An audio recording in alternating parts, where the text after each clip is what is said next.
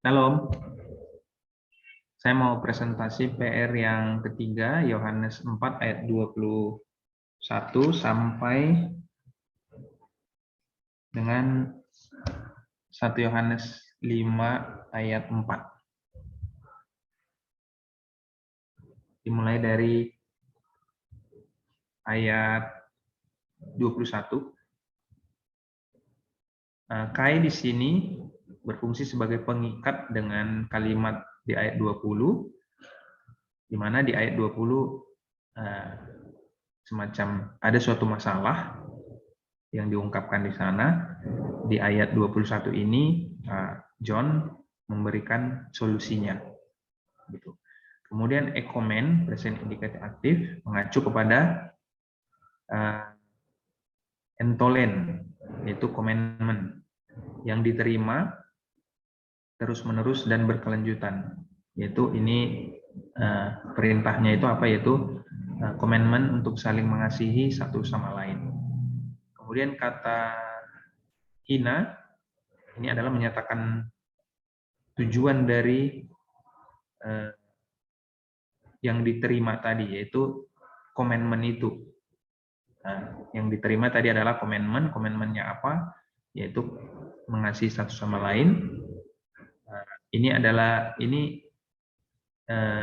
ada tujuannya dari commandment ini. Kemudian kata agapon tonteon, present participatif, mengasihi Allah secara terus-menerus dan berkelanjutan. Begitu juga dengan agapa adelphon, present substantif aktif, mengasihi saudara secara terus dan berkelanjutan. Jadi komentar saya untuk ayat ini, ekspresi dari kasih yang genuine kepada Allah adalah dengan cara mengekspresikan, mengaktualisasikan kasih kepada saudara kita yang terlihat di depan mata kita sendiri, yaitu berbicara tentang orang-orang di komunitas kita yang terlihat, yang bisa kita lihat sehari-hari. Kepada mereka kita bisa mengekspresikan kasih itu. Kemudian ayat pasal 5 ayat 1,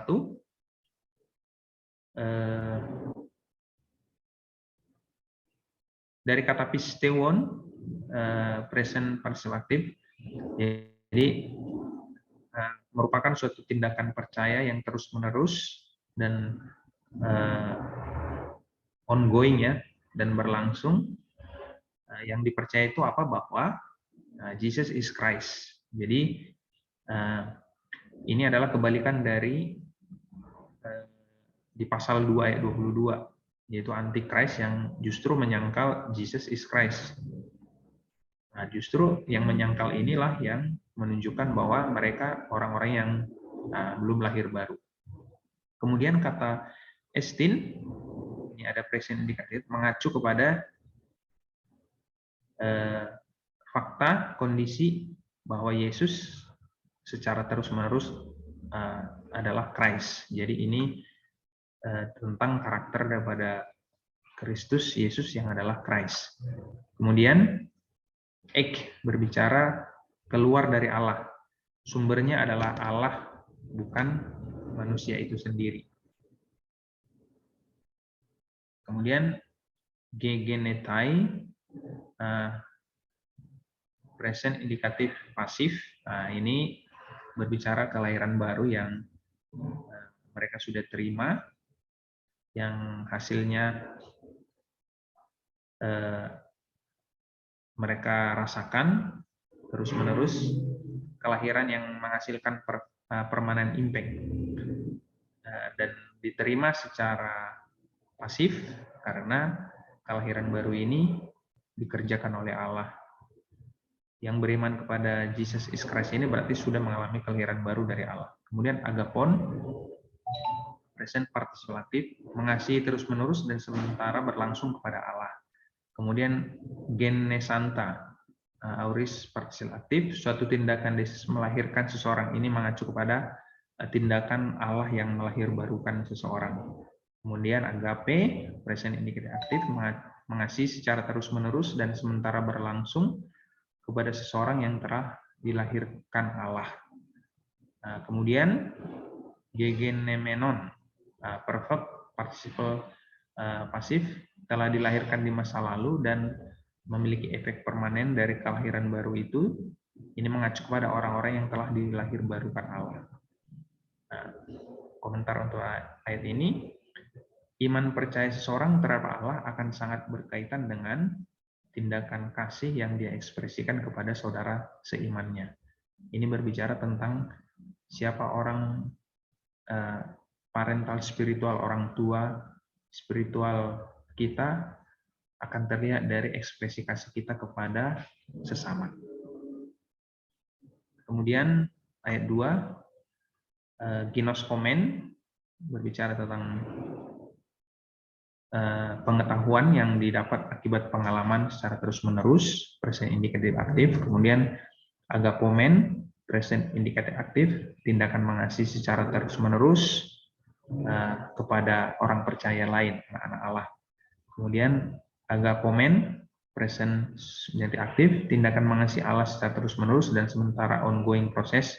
Kemudian poiomen, tindakan berpegang secara terus-menerus dan sementara ongoing kepada perintah Allah.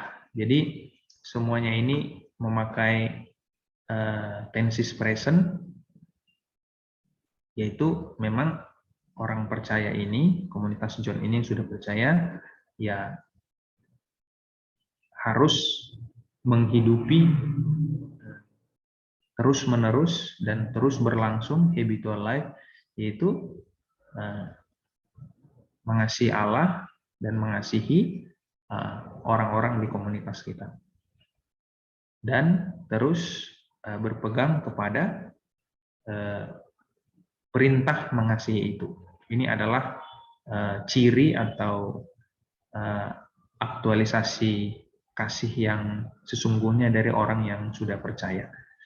Kemudian di ayat 3,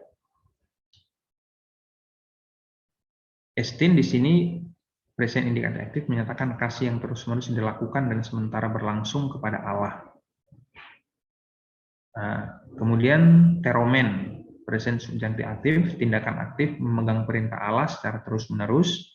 Kemudian oak eisin, oak menyediakan fakta bahwa perintah Allah itu berat dilakukan terus-menerus. Jadi John katakan bahwa tidak benar bahwa melakukan perintah Allah secara terus-menerus itu berat. Justru sebaliknya, nggak berat gitu. Komentar saya, kasih kita kepada Allah didemonstrasikan dengan kita memegang perintahnya. Perintahnya bukan hanya mengacu kepada mengasihi sesama manusia, tetapi seluruh perintahnya. Melakukannya tidak berat, jadi Yon bilang, melakukan perintah tidak berat dikarenakan ada Roh Kudus yang di dalam kita yang memampukan kita melakukan tindakan kasih itu dan melakukan seluruh perintah Allah itu. Kemudian ayat 4, gegenemon, perfect present pasif, pernah mengalami lahir baru dan memiliki efek permanen, dan yang melakukan kelahiran baru ini adalah Allah, jadi bukan individunya. Kemudian ek menjelaskan kelahiran baru itu berasal dari Allah. Kemudian nikah, present indikatif, terus-menerus dan sementara berlangsung mengalahkan dunia ini. Hal ini terjadi karena orang itu lahir dari Allah.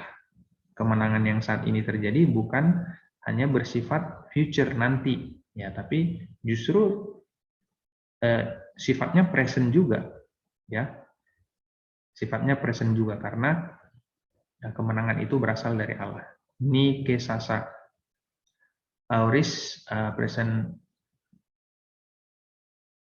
auris participle aktif menyatakan momen decisive kemenangan yang mengalahkan dunia. Jadi kelahiran baru setiap orang percaya yang berasal dari Allah itulah yang akan menyediakan kemenangan atas dunia, yaitu berada di pihak Allah. Iman kita mengacu kepada iman kepada karya Kristus yang mengalahkan dunia, yang mengalahkan kematian dan mengalahkan roh jahat. Jadi